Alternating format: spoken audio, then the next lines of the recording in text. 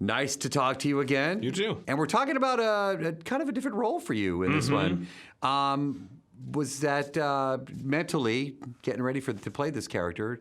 How did you get ready for it? It wasn't that different than anything else, honestly. I mean, the fact that it was a story rooted in reality was different, and so there was a wealth of actual information I could ingest, which is unique to the movies I've done. And there was a real man I was playing that I was able to talk to and pick his brain, which was unique. But the fact, if it was a comedic movie based on the same thing, the approach would have been exactly the same. I think the biggest difference is that it was based on, actual people. So you did work with Steve on this one. I heard he was like a consultant on the film as well. I think he talked to Sorkin while they were writing it. I'm not sure if he was ever on set while we were actually filming.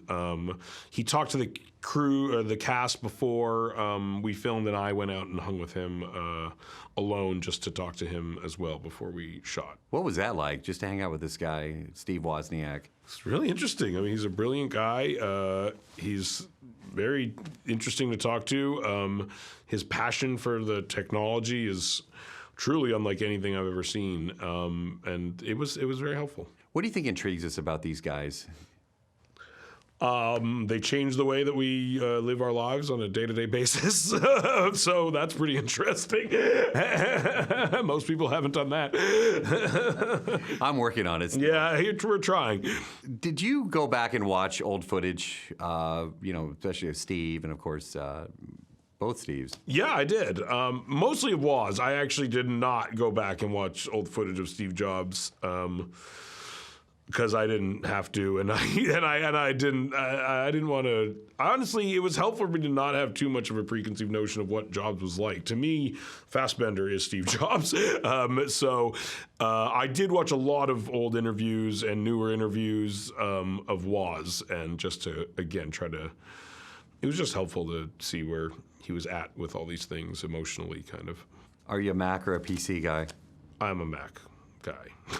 Which is what everybody's saying. Yeah. We're seeing a part of Steve Jobs' life that you're not used to seeing, from other films that have been out.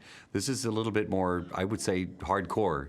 You're diving into this relationship, his personal side, dealing with your character and, of course, his, baby mama, for lack of a better term. Yeah. But, is that something that you hope that people take away when they see this film?